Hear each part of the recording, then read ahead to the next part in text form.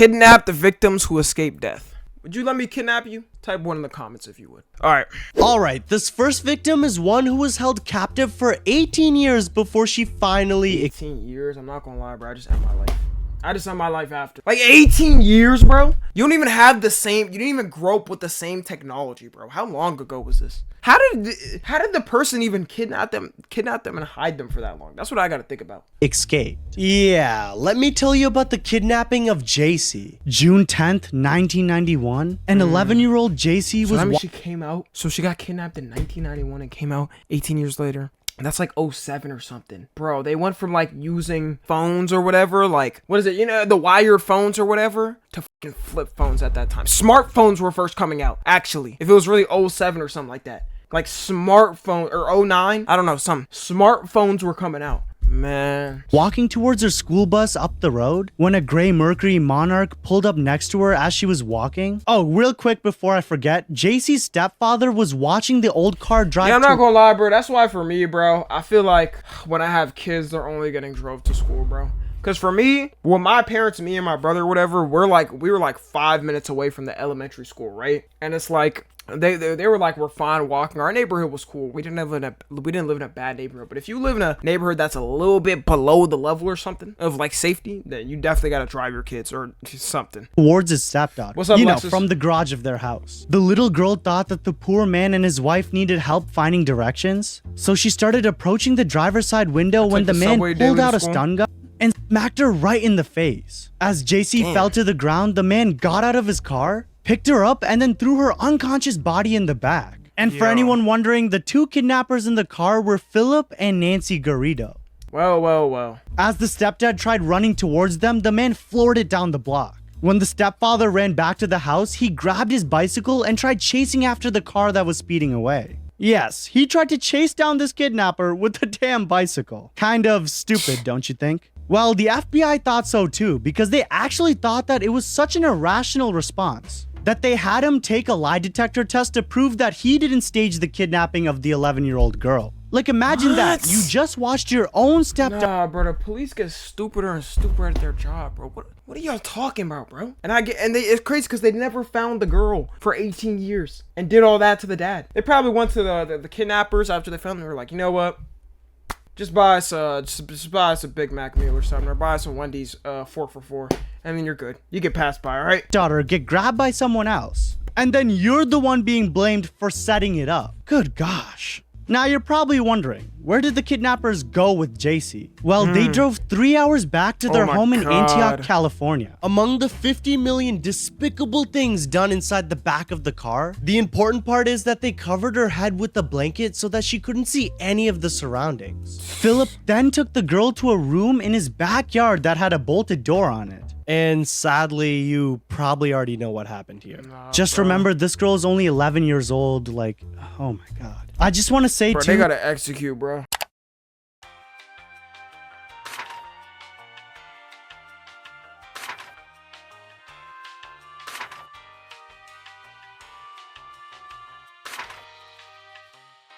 That's the only response. They got a live execution in front of everybody. Like, what the bro? I'd be so sad that I live on Earth with people like this. That her kidnapping was such a big deal that the FBI, the entire police force, and California High Patrol, and hundreds of family and friends were desperately searching for her. I'm actually gonna pop up some pictures so that you can actually see how big this really was. I mean, basically the whole nation knew about the situation and was looking for her. Anyways, Jaycee spent the first year of her capture completely locked away in that fully bolted room in the backyard I was telling you about. Over the course of the first... Like, why even do that though, bro? You're like, that's just psychological scarring or whatever. At that point, bro, if I'm kidnapped, I'm like, bro, just end me. After everything, like, bro, I'm not dealing with this. Dear Philip would repeatedly, and she was so terrified that she didn't even think of escaping the room. Alright, it does get a little bit better because during the later years, Jaycee was allowed to go outside in the backyard and even sometimes leave the house with her captors. I don't want to make it sound like this situation was... Wait, let me go back. 2 sheds which could only be open from the outside to believe where Jaycee... That was the thing?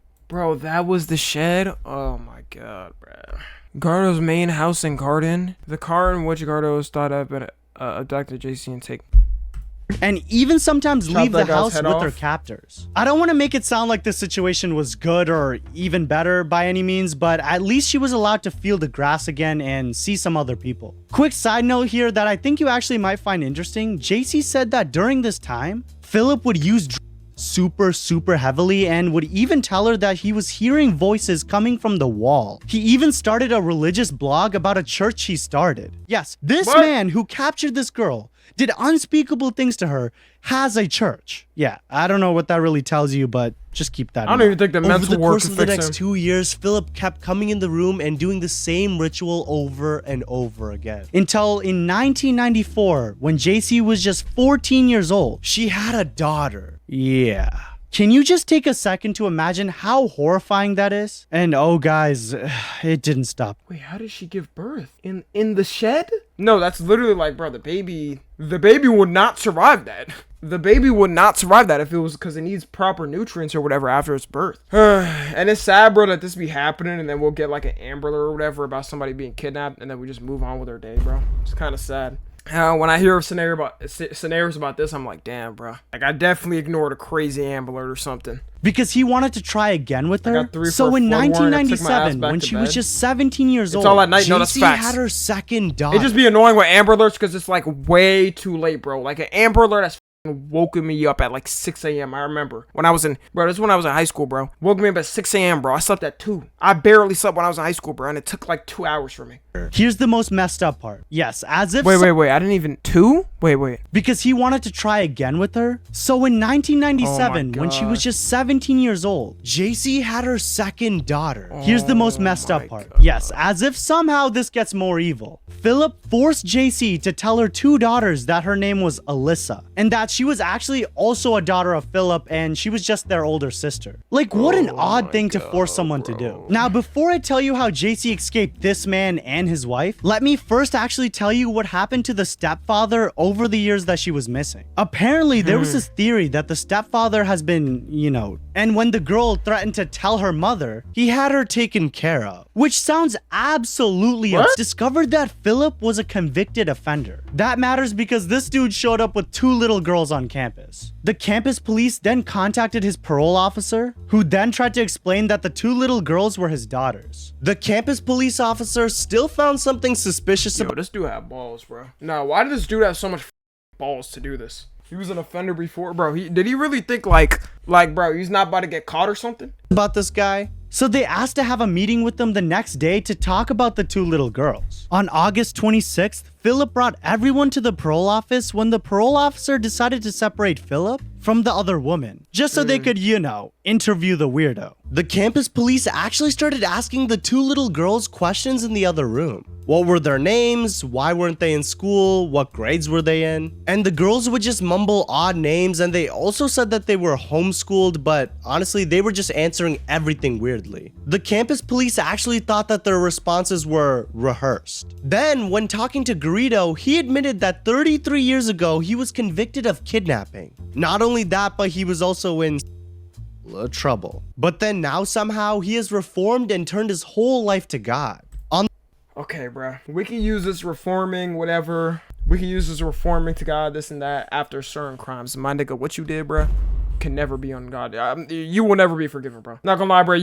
There's no world where you ever get forgiven by God, bro. Like, your acts were straight from the devil, bro. Like, you are literally the reincarnate of the devil. On the way out of the station, the girls actually people looked like them should stiff be and both executed? seemed fearful of any reaction that would make their father angry. The campus police officer did not have a basis on which they could, make an arrest. But just a few days later, the 2 were actually arrested. After Philip Garrido's parole officer realized that the older woman was Jaycee Dugard. And guys, it has been 18 years since Jaycee has seen her stepfather. And her 2 daughters crazy, were now bro. about 12 and 15 years old. And in 2011, Philip was sentenced to 431 years in prison. And his wife was sentenced to 36 years to life. Okay, why did she only get 36 years, though? Only 36 years? Dude, she was his accomplice. That's a good sentence, though. We need to up those numbers. JC, I just want to say, if you're actually Kill him? listening to this video, you are one brave woman, man. But now let me tell you about a 13-year-old boy who escaped death by only a couple hours. No, I mean seriously, this little boy was trapped in a closet with all of his bones broken,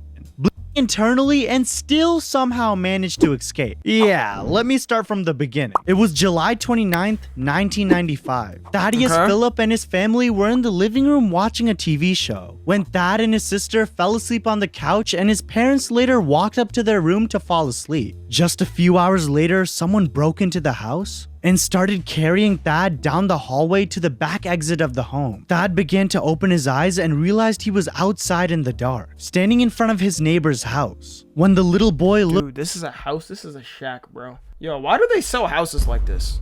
Like, bro, I understand getting how you have to, whatever and whatnot. It's kind of, bro, a house like this nowadays, bro, they probably gonna make this like $800,000. Like before, bro, these houses were more manageable. They were probably like 100,000 or something, or 200,000. Bro, these type of houses be like 800,000 nowadays. I can't, bro. But even then, bro, I'd rather just save up for real. I don't care if I gotta go paycheck to paycheck with a little bit of a bigger house and a mortgage. I'm doing it. Looked over to the person that took him from his home. It was the 17-year-old boy, Joe Clark. Now, obviously, Joe was a familiar face because he was one of Thad's neighbors. Anyways, Joe looked at the boy and told him to get inside the house. Scared to be alone, the kid followed him inside the home. What was strange is when Thad entered the house, he noticed that no one was home and it was completely trashed. I mean, there was posters everywhere, toy cars, and even open snacks on the floor. Joe started talking to Thad about baseball cards and just making small talk, when he told Thad that he was getting ready to throw a party with some of Thad's friends, which is when Thad actually started to get really excited. Yeah, he wasn't suspicious at all that he was in this random ass house in the middle of night. But that's when Joe looked at Thad and asked him if he wanted to see his card collection upstairs in his room. And guys, this is where everything took a turn. Because when the two were just in his bed, Joe got up, grabbed Thad, and threw him onto the bed again.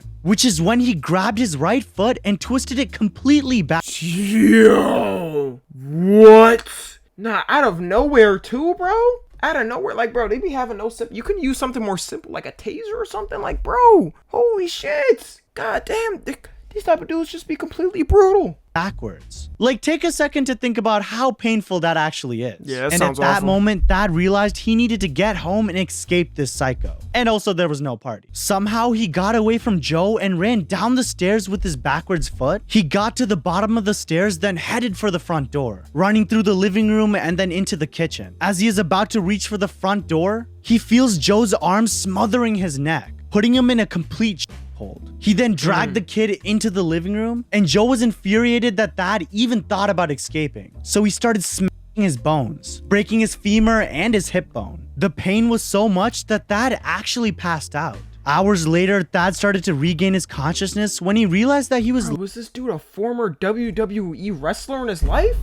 You gotta think of the amount of strength you have to do something like that. How old was the kid again? I don't know, can't be older than 10 or something, but like even then, damn, bro. laying on the couch next to Joe. And get this, Joe wanted to be friends with him 17? again. Yeah, like you didn't just shatter this kid's age. bones, you just want to be friends with him again? Like, what's going on in your brain? But anyways, like you would expect, Thad was absolutely terrified when he finally built up the courage to look at Joe and ask him why he would even do something like this to him. And listen, this kid's response will actually make your stomach turn. Joe looked at Thad and said, "Oh, it's nothing personal. I just like breaking bones."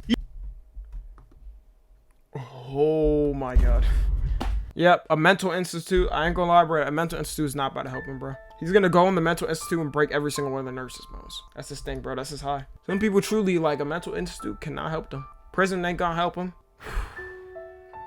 There's nothing, bro. It's over. You like doing what now, little Jojo? Breaking bones? Anyways, let's fast forward a couple hours when Joe went upstairs to get some sleep. Thad was still laying on the couch, unable to really move, looking around the living room, trying to come up with some sort of strategy to escape this godforsaken house and get back home to his family. Thad tried to get off the couch when bang, he crashed right onto the floor, screaming out in excruciating pain, where he finally passed out again because of all the pain. In the morning, Joe found Thad on the floor of the living room, which is when Thad looked at him and asked if he could call his parents. And guys, guess what? Oh, damn. I'm assuming he said no? What? He said sure. Like, what? He even went over and handed the kid the phone. As he dialed his parents' number, Thad gripped the phone tightly, hoping that the phone would start ringing, until he could hear Joe in the back start laughing at him. Why was Joe laughing? Because he cut the damn cord to— No! No! This is some straight up, like, bro, Disney villain shit. Anime villain shit. They gotta study this dude's brain. This might be the reincarnation of the Joker. They're gonna have to reinstall. They gotta study it. They gotta study his brain. It's something, man. The phone. Guys, it was the year 1995. Like, phones still had Bro cords needs to on get it. bullied But in instead prison. of crying in front of Joe, Thad actually started to laugh with Joe, trying to make it seem like it was a really, really funny joke. He was basically trying to make Joe feel like that, you know, Thad wanted to be his friend. Smart kid, man. Anyways, for the next 2 hours, the two watched TV together, which is when out of nowhere, Joe got up from the couch with an angry look in his eyes, picked up Thad up from the couch, then dragged him upstairs into his bedroom, then twisted his left foot this time completely backwards, making both of his ankles broken. Thad knew if he did nothing that this kid was actually going to kill him. So with all the adrenaline pumping through his body, he fought his way off the bed and started attacking Joe. Joe pinned him down with the pillow over his head, which is when he then told the kid that if he ever fought back again, he would break his neck and then his back. Thad decided to stop fighting back because, I mean, what would you have done here? Now here's where things get even more sick. As Thad was laying in the bed with both of his ankles broken, Joe got up and showed Thad his collection of leg braces and bandages, then proceeded to explain how he loves fixing bones more than breaking them. Yeah, I'm thinking in another lifetime, you know, maybe he would be a good, like, I don't know what the thing is called in college where you study bones or something.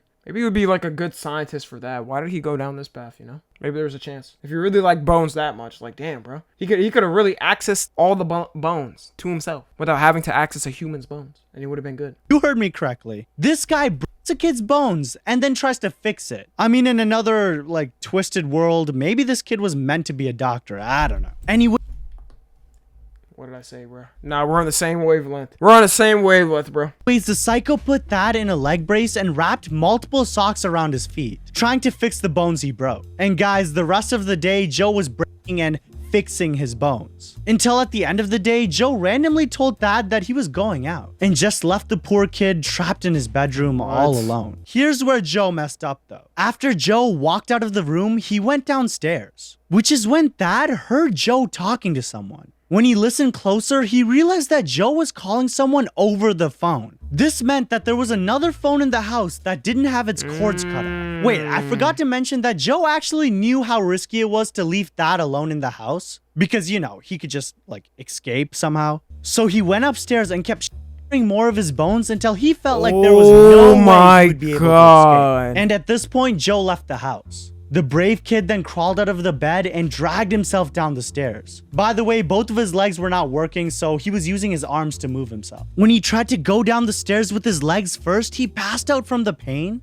and came tumbling down the stairs. I'm imagining how much that hurt, bro. Like, all of the nerve endings and stuff like that. I could barely handle a paper cut for real. Just imagining that. I know here, Thad kept going in and out of consciousness because of, you know, the pain. But after hours, he was able to get himself all the way to the kitchen, when suddenly the front door opened and there was Joe just standing right there with his girlfriend. Yeah, this kid has a girlfriend. But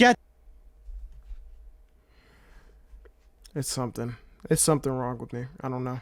Something that no other human has. It has to be. Get this, Thad was behind the damn door. How is that even possible? So Joe didn't actually see him escape. After an hour or so, the girlfriend left, which is when Joe found Thad laying behind the damn door. Oh, good Lord, guys. Oh, God. As punishment, Joe started jumping on Thad's broken legs with his knees. Ouch, man, that's gotta hurt. Also, side note, it was the next morning at this point. Ladies and box heads, here's where the story gets even more crazy. Joe obviously had plans to kill Thad, so he confessed to him that he has broken the bones of a few boys before ending up killing them. Imagine that for a second. You are trapped in this house all alone without your family with this psycho, and he basically tells you that you're going to die. Anyways, at this point, Joe was expecting his girlfriend. It was smart for real, because I probably would have panicked. I feel like 99% of people would panic at that moment. Like, nothing else to do, bruh. To come over to the house, so he wanted to get a quick bone break and fix session in. Get this, when his girlfriend arrived, he stuffed Thad into the bedroom closet. And guys, the 13-year-old has suffered so many shattered bones that Thad started bleeding internally, which basically meant that in a couple of hours, he was going to be... Thad knew this and he tried to escape one last time. He looked around in the closet hoping to find something that could help him escape, when his hands got a hold of an electric guitar in the back of the closet. With everything he had left in him, he picked up the guitar and smashed it through the closet door. Then he crawled his way into the hallway again and threw himself down the stairs, which once again he passed out from all the pain, but this time he regained consciousness super fast and made his way onto the kitchen and found the phone that, Joe was using earlier on the wall. So he tugged until the phone fell and hit him right in the face, which is when he picked it up and called 911 as quick as he could. Is this the call? The cops rushed over to the house when they found the kid laying on the floor barely conscious, with the skin of his body basically turning purple, because of all the bruising. Yeah, and Joe was sentenced to 100 years in prison for causing great bodily harm to a child. Only 100 years, bro? I mean, at least he got a sentence for it. You know what?